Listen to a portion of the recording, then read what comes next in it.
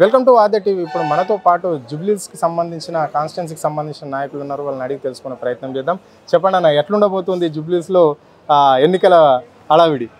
జూబ్లీహిల్స్లో బీఆర్ఎస్ గెలుపు నల్లేరు మీద నడికే, దాంట్లో ఆలోచించేది లేదు. భారీ మెజార్టీ తోటి గోపీనాథ్ గారు మిసెస్ గెలవబోతుంది.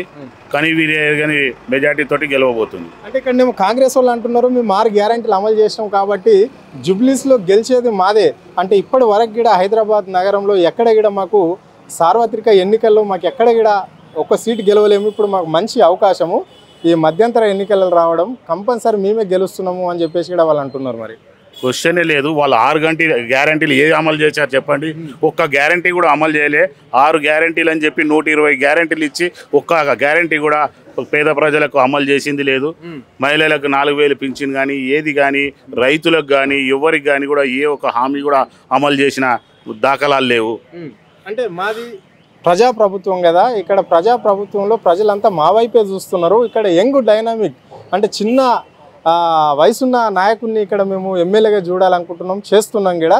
ఎందుకంటే ఆయనకు భారీ ఎత్తున పట్టం కడుతున్నారు, కాంగ్రెస్ సర్కార్ వైపే చూస్తున్నారు అందరూ. మేము చేసే పథకాలు కావచ్చు, లేకుంటే అభివృద్ధి కావచ్చు, ఈ 22 నెలల కాలంలో ఎంత అభివృద్ధి చేసినాం కాబట్టి ఇక్కడ మా పథకాలు ప్రజలకు చేరినాయి కాబట్టి మాకు ఓట్లు వేసే అవకాశం ఉంది అని చెప్పేసి కూడా వాళ్ళు అంటున్నారు. వాళ్ళ క్వశ్చనే లేదు. పథకాలు ఏ ఒక్క పథకం కూడా అమలు చేసింది లేదు.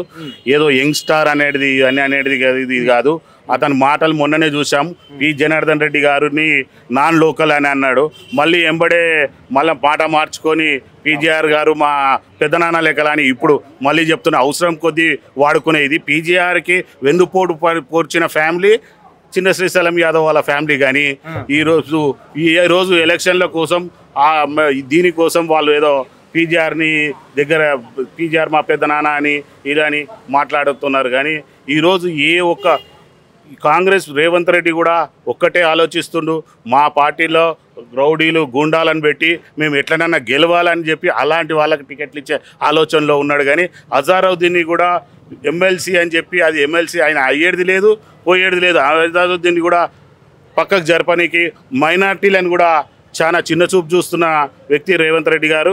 కాబట్టి మైనార్టీలు కానీ బీసీలు కానీ అందరు కూడా గుర్తించారు, ఈయన చేసే నాటకాలన్నీ కూడా గుర్తించారు. ఖచ్చితంగా జూబ్లీహిల్స్లో ఖచ్చితంగా గుణపాఠం చెప్తారు రేవంత్ రెడ్డి గారికి. ఎందుకంటే ప్రజలందరూ కూడా ఈ జూబ్లీహిల్స్ ఎలక్షన్స్ తోటి రేవంత్ రెడ్డి ఏదైతే హామీలు ఇచ్చిండో దానికన్నీ దావి అమలు చేసే విధంగా జూబ్లీహిల్స్ ప్రజలంతా కూడా సిద్ధంగా ఉన్నారు. రేవంత్ రెడ్డి గారికి కర్రుగాల్చి వాత పెడతామని సిద్ధంగా ఉన్నారు. చెప్పండి అన్న, మరి ఓట్లు కూడా లేని ఓట్లను కూడా సృష్టిస్తున్నారు అని చెప్పేసి కూడా ఒక అపార్ట్మెంట్ గురించి ఈ రాష్ట్రంలో హల్చల్ అవుతున్నది. మళ్ళీ ఇప్పుడు ఇంకోటి కూడా వెంకట్రావు నగర్లో కూడా ఇలాంటి పరిస్థితి కనిపిస్తుంది అంటున్నారు. మరి వీళ్ళంతా చేయడానికి ఎవరు చేస్తున్నట్లు, ఎందుకు మరి ఎవరు మెప్పు కోసం ఇదంతా జరుగుతుంది? ఎందుకు లేని వాళ్ళని సృష్టించి ఓటర్లు ఇక్కడ ఉన్నారని మేము స్వయంగా అపార్ట్మెంట్ దగ్గరికి వెళ్ళినాము. ఇక్కడ ఈ లిస్ట్లో ఉన్న వాళ్ళు ఏ ఒక్కరు కూడా లేరు అని చెప్పి స్థానికులు చెప్తున్నారు. ఎందుకు చేయవలసి వస్తుంది ఇదంతా? వాళ్లకు కన్ఫామ్ అయిపోయింది జూబ్లీహిల్స్లో గెలిచేది లేదు. ఏదో ఒక దొంగ తరంగా ఈ ఓట్లన్నీ దొంగ ఓట్లు నమోదు చేసుకొని దొంగ ఓట్లు వేయించుకొని మేము గెలుద్దామన్న ఆలోచన తోటి వాళ్ళు ఉన్నారు. కానీ వాళ్లకు కన్ఫామ్ అయిపోయింది ప్రజల్లో మమ్మల్ని ఆదరించే వాళ్ళు లేరు. ఏ బీసీలు కానీ, ఎస్సీలు కానీ, ఎస్టీలు కానీ, మైనార్టీలు కానీ వీళ్ళందరినీ కూడా మోసం చేసిన ప్రభుత్వం ఈ కాంగ్రెస్ ప్రభుత్వం. కాబట్టి వాళ్ళకి అర్థమైపోయింది ఏదో విధంగా దొంగ ఓట్లను సృష్టించుకొని దొంగ ఓట్లు వేయించుకొని ఈ రౌడీజం తోటి గుండాయిజం తోటి మేము గెలుద్దాం జూబ్లీహిల్స్లో అని ప్రయత్నిస్తున్నారు. కానీ ప్రజలు అంత అమాయకులు కాదు. జూబ్లీహిల్స్ ప్రజలు చాలా తెలివైన ప్రజలని. అంటే జూబ్లీహిల్స్ బైపోల్లో కాంగ్రెస్ బీఆర్ఎస్ ఉంటుందా, బీఆర్ఎస్ బీజేపీకి ఉంటుందా, బీజేపీ కాంగ్రెస్ మధ్యలో పోటీ ఉంటుందా? నాకు తెలిసి మా బీఆర్ఎస్కి పోటీ అనేది లేదు. కానీ కొద్ది గొప్ప పోటీ అంటే కాంగ్రెస్ తోటి ఉండొచ్చు. కానీ బీజేపీ అయితే జీరో, దాన్ని అయితే ఏం లేదు. యాక్చువల్ అయితే మా దృష్టిలో మాకు పోటీ అనేది లేదు. అంటే ఇప్పుడు పబ్లిక్ అనుకుంటున్న టాక్ బయట అంటే జూబ్లీహిల్స్లో బాగా రిక్కింగ్ జరిగే అవకాశం ఉంది అనుకుంటున్నారు. మరి ఏంది పరిస్థితి ఏంటి? ఇప్పుడు మీ పార్టీ నుంచి మీరేం చేయబోతున్నారు? ఎవరన్నా చేస్తే అందులో మీరు కూడా ఉండే అవకాశం ఉందా ఈ ప్రజలు చెప్పే మాటలలో? కాంగ్రెస్ పార్టీ ఒక్కటే నమ్ముకున్నది రిగ్గింగ్ని, దొంగ ఓట్లను నమ్ముకొని ముందుకెళ్తున్నారు తప్పితే ప్రజల ఆదరణ కోల్పోయినామని కన్ఫామ్ అయిపోయారు వాళ్ళు. మాకు పట్టం కట్టే ఆలోచనలో ప్రజలు లేరని కన్ఫామ్ అయిపోయారు. వాళ్ళు ఏమున్నా దొంగ ఓట్లు ఈ రిగ్గింగ్స్ తోటి ఏదో చేద్దామని ఇది చేస్తున్నారో దాన్ని అడ్డుకునే ప్రయత్నం మా వంతుగా మేము ఎలా చేయాలో దాని ప్రయత్నం చేసి చేస్తారు మా నాయకులందరూ. చెప్పండి అన్న, జూబ్లీస్లో దాదాపుగా ఎన్ని లక్షల ఓట్లు ఉన్నాయి? 3,90,000 ఓట్లు, 4 రఫ్గా 390, 393, 3,93,000 ఆల్మోస్ట్ 4 లక్షల కొత్త ఓటర్లు కలుపుకుంటే అంతా 4 లక్షల ఓటర్లు దగ్గర ఉన్నాయండి. 4 లక్షలు. చెప్పండి అన్న, ఇప్పుడు ఈ కొత్త ఓటర్లను ఉంటేనే కదా ఇప్పుడు ఓటు శాతం అనేది పెరిగేది, మరి అవే అనుకోవచ్చు కదా, ఎందుకు ఈ లేని ఓట్లు కూడా సృష్టిస్తున్నారు అని చెప్పేసి మీ పార్టీకి సంబంధించిన నాయకులు కూడా ఇక్కడ ఎన్నికల కమిషనర్ కంప్లైంట్ చేయడం కలవడం అనేది జరిగింది. దీన్ని ఎట్లా చూస్తారు మీరు? దొంగ ఓట్లు ఏదో ఇప్పుడు ఇందాక మీరు మా మిత్రులతో మాట్లాడుతున్నప్పుడు ఒకే అపార్ట్మెంట్లో 43 ఓట్లు వచ్చినాయని అన్నారు, 46 ఓట్లు వచ్చినాయి అన్నారు. 46 ఓట్లు ఒక్కటి గుర్తుపెట్టుకోండి, మేము చేసింది కాదు, మా పార్టీ చేసింది కాదు.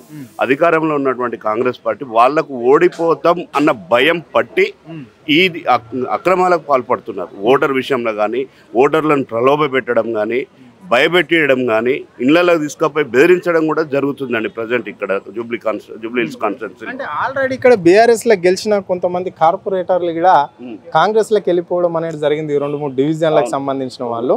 సో అదే మాకు బలం కాబట్టి ఇక్కడ బీఆర్ఎస్ పార్టీ లేదు అని చెప్పేసి కూడా వాళ్ళు ధీమా వ్యక్తం చేస్తున్నారు. ఉదాహరణకి ఏది తీసుకున్నా కానీ సీఎన్ రెడ్డిని తీసుకుని మాట్లాడుతుంటారు. రహమత్ నగర్ కార్పొరేటర్ మా వైపే ఉన్నాడు కాబట్టి అత్యధిక ఓట్లతో గెలవబోతున్నాం, దాదాపుగా 30,000 ఓట్లతో గెలవబోతున్నాం అని చెప్పేసి కూడా కాంగ్రెస్ సంబంధించిన నాయకులు ధీమా వ్యక్తం చేస్తున్నారు. ఒక్కటి మాత్రం వాస్తవం అండి, బీఆర్ఎస్ పార్టీకి మీరన్నట్టుగా కార్పొరేటర్లు కానీ లీడర్లు కానీ పోవచ్చు, ప్రజల్లో బీఆర్ఎస్ పార్టీ మీద విశ్వాసం ఉంది, మా కేసీఆర్ గారి మీద విశ్వాసం ఉంది, మా కేటీఆర్ మార్గదర్శకం మీద విశ్వాసం ఉంది. అన్నింటికంటే మిక్కిలి ఈ జూబ్లీ హిల్స్ కాన్స్టిట్యున్సీలో గత ఎమ్మెల్యేగా ఉన్నటువంటి మన మాగంటి గోపీనాథ్ గారు అనారోగ్య రీత్యా చనిపోవడం వల్ల మనకు బైపోల్ వచ్చింది. ఆయన చేసినటువంటి డెవలప్మెంటే ఇక్కడ మాకు ఉపయోగపడేది ఎలక్షన్లలో. ఆల్రెడీ ఇక్కడ ప్రభుత్వం కూడా లేదు, బీఆర్ఎస్కు సంబంధించి పడిపోయింది. సో ఇప్పుడు కాంగ్రెస్ ప్రభుత్వం ఉన్నది, బైపోల్ వచ్చింది. దీన్ని ఎట్లా చూస్తారు మరి? వాళ్ళు ప్రెస్టేజ్గా సవాల్గా తీసుకుంటున్నారు కాంగ్రెస్కి సంబంధించిన వాళ్ళు. మీకు తెలుసు ఇక్కడ ప్రతి మంత్రి ఇక్కడ జూబ్లీస్ని ఒక అడ్డగా పెట్టుకొని ఇక్కడ ప్రచారం చేయడం అనేది జరుగుతుంది. అంటే వాళ్ళు ఉన్న మంత్రులు కూడా అందరు సీనియర్స్ సంబంధించిన వాళ్ళే, వాళ్ళకి ఎన్నో పరిచయాలు కూడా ఉన్నాయి ఈ కాన్స్టిట్యూన్సీకి సంబంధించిన వాళ్ళకు. అది అంటే ఇందులో బాగా విక్రీ సెక్షన్ వాళ్ళు ఉంటారు, హై క్లాస్కి సంబంధించిన వాళ్ళు ఉంటారు, ముస్లిం కమ్యూనిటీ కూడా ఉంటుంది. అంటే 3 కమ్యూనిటీలకు సంబంధించిన ఈ నియోజకవర్గం అంటే పబ్లిక్ ఉంటారు. సో మరి చాలా పరిచయాలు ఉన్న మంత్రులు కూడా ఇక్కడ మీకు తెలిసిన వాళ్ళే ఉన్నారు. సో మరి వాళ్ళని ఎట్లా చూస్తారు? ఇప్పుడు మీ క్యాడర్ ఏంది అనే స్థాయిలో వాళ్ళు ఉన్నారు. సార్ మీకు ఇంతకుముందే చెప్పిన లీడర్లు కాదు, మా ప్రజలు మా కేసీఆర్ గారిని నమ్మారు. మా కేసీఆర్ గారు గత 10 సంవత్సరాలు పరిపాలించినటువంటి పాలన విధానాన్ని నమ్మారు. కేసీఆర్ గారు 24 గంటలకు కరెంట్ ఇచ్చింది నమ్మారు. ఇప్పుడు అక్కడ ఎందుకంటే ఇప్పుడు ఏ ప్రజల్లో ఒక వీకర్ సెక్షన్ అంటున్నారు, మీరు వీకర్ సెక్షన్లోకి వెళ్దాం పదండి, ఇట్లనే వెళ్దాం, మాతో పాటు రండి, మీరు కూడా వెళ్దాం, కరెంట్ ఉందా అడుగుదాం, నీళ్ళు వస్తున్నాయా అడుగుదాం. ఇంతకుముందు కేసీఆర్ గారు ప్రతి నల్ల కనెక్షన్కు 20,000 లీటర్లు ఇచ్చిర్రండి ఫ్రీగా, బిల్లు వితౌట్ బిల్లు. ఇవాళ ఎక్కడదండి, వేలు వందలు నిన్న మా కేటీఆర్ గారు ఆ కార్యకర్తల సమావేశంలో చూపించారు వాటర్ బిల్లు 15,000 వచ్చింది, ఒక ఆయనకు 1800 వస్తుంది, 2,000 చిల్లర వస్తుంది. ఆ రకంగా మోసం చేసేది. మీరన్న వీకర్ సెక్షన్లో వాళ్ళకి కావాల్సినవి కూడా నిత్యావసరంగా ఉపయోగపడేటువంటి వాటరు, నీరు, విద్య, కరెంటు, ఈ 3 మీదనే ప్రభావం చూపించిందండి గవర్నమెంట్. ఏది సక్రమంగా చేసిందండి? కరెంట్ ఉందా? లేదు. నీరు ఇస్తుర్రా సరిపడా? అది కూడా ఇవ్వట్లేదు. ఎవ్రీడే నీరు సప్లై చేశారండి గత ప్రభుత్వం. ఇవాళ రోజు తప్పించి రోజు వస్తున్నది. ఎవ్రీడే 20,000 లీటర్లు నీరు ఇచ్చిన ఆయనే ఇవాళ రోజు తప్పించి రోజు 20,000 లీటర్లు నీరు ఇస్తలేడు, పైగా వాళ్ళకు వాటర్ బిల్లు.